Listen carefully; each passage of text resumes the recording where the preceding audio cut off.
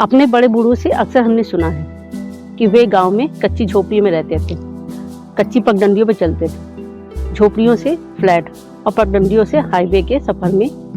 यूं ही कहें कि विकास की इस अंधी दौड़ में हम इतना आगे निकल आए हैं कि हमने प्रकृति को पीछे छोड़ दिया। शहरीकरण, औद्योगिकरण और उपभोग की असीमित चाह ने धरती की कोख को खोखला कर दिया है।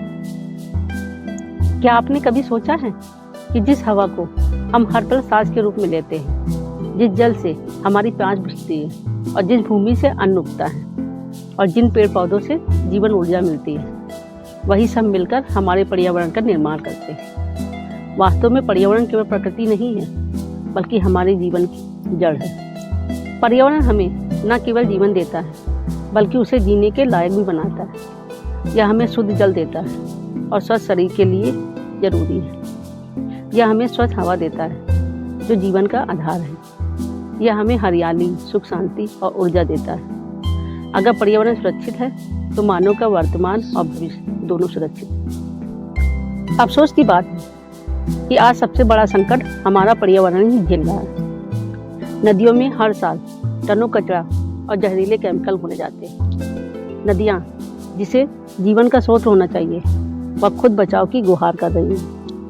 हम पानी में जहर घोल रहे हैं। इसलिए गंदा पानी टाइफाइड, डेंगू और हैजा जैसी बीमारियां फैला रहा है। हवा, जिनके बिना हम कुछ मिनट भी जीवित नहीं रह सकते, धुएं से भरी हुई है।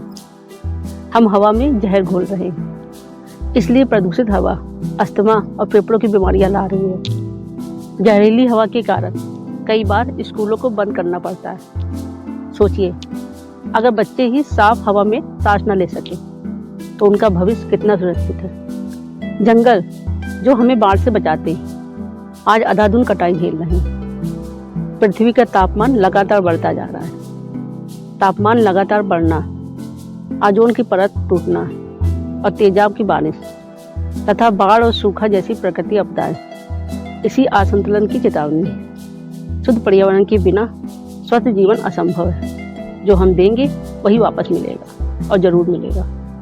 सच्चाई यह है कि इन सब का कारण स्वयं मानव है। लेकिन याद रखिए, मानव और प्रकृति अलग नहीं है, बल्कि एक दूसरे के पूरक हैं। खेती, उद्योग और पर्यटन तीनों सीधे पर्यावरण पर निर्भर हैं। अगर नदियां सूख जाएंगी, भूमि बंजर हो जाएगी, तो अन्न कहाँ से आएगा? अगर प्रदूषण बढ़ेगा तो स्वास्थ्य पर खर्चा बढ़ेगा। इसलिए पर्यावरण केवल स्वास्थ्य नहीं, बल्कि आर्थिक समृद्धि का भी आधार है। सवाल यह है कि समाधान क्या है। छोटे छोटे कदम बहुत बड़ा बदलाव ला सकते हैं। एक पेड़ लगाएं और उसकी रक्षा करें। पानी की एक एक बूंद बचाएं। प्लास्टिक का प्रयोग कम करें। कचरे का सही निपटान करें। और सबसे जरूरी, बच्चों को प्रकृति से जोड़ें। जहां तक संभव हो, सौर ऊर्जा और पवन ऊर्जा का प्रयोग करें। यातायात के लिए पब्लिक ट्रांसपोर्ट का प्रयोग करें। रिसाइकलिंग करें। इसे अभियान नहीं, आदत बनाइए। यह सब कुछ सरकार नहीं कर सकती, हमें करना होगा। याद रखिए, हमारे रहने के लिए कोई दूसरी दुनिया नहीं है। इस दुनिया को ही बचाना होगा और बेहतर बनाना होगा। राजस्थान के अलवर जिले में गांव वालों ने मिलकर सूख चुके तालाबों को फिर से जीवित किया। नतीजा यह हुआ कि जमीन में जल स्तर ऊपर आ गया।